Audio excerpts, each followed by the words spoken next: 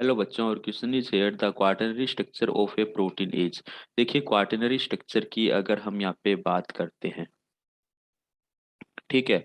तो ये जो हमारे पास में क्वाaternary स्ट्रक्चर है, इसके अंदर हमें क्या देखने को मिलता है? टू और more than two polypeptide chain हमें देखने को मिलती है। नॉर्मली हर प्रोटीन के पास में एक ही पॉलीपेप्टाइड चेन होती है। यदि प्रोटीन के पास में टू या more than two polypeptide chain मिले तो उसे हम क्वाटरनरी प्रोटीन्स के नाम से जानते हैं, ठीक है। इनके पास में क्वाटरनरी स्ट्रक्चर होती है। जैसे टू चेन्स की बात करें तो हमें इंसुलिन के पास में देखने को मिलती है।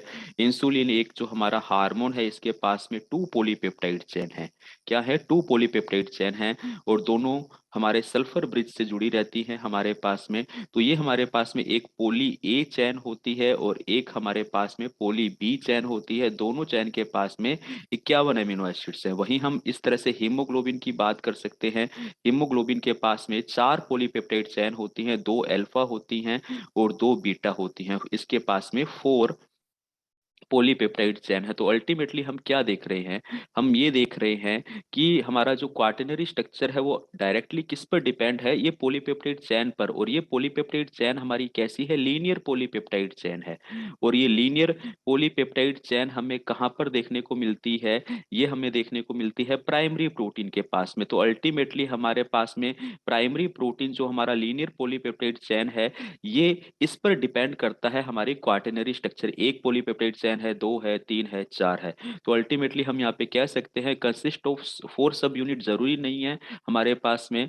हम नाम क्यों दिया गया क्वाटरनरी? क्योंकि दो या दो से अधिक पॉलीपेप्टाइड चेन है, इसलिए नाम दिया गया। टू सब यूनिट की भी हमारे पास में यहाँ पे चेन हो सकती है। That is the quaternary. Example मैंने ऑलरेडी इंसुलिन दिया, तो ये ऑप्शन तो हो नहीं सकता हमारा।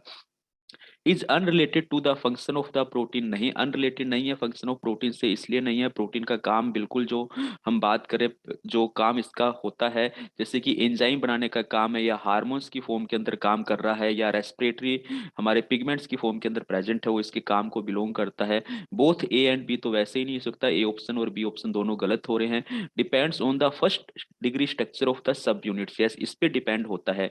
टू अगर चैन होगी तो हमारे पास में एग्जाम्पल इंसुलिन बन गया, फोर होगी तो हमारे पास पॉलीपेप्टाइड बन गया। तो अल्टीमेटली क्वाटरनरी स्ट्रक्चर हमारी डायरेक्टली किस पे डिपेंड है? हमारे प्राइमरी प्रोटीन की सब यूनिट पर डिपेंड होता है। तो डी ऑप्शन यहाँ पर क्या है? बिल्कुल राइट आंसर जाता है। Option D is the correct answer. Thank you.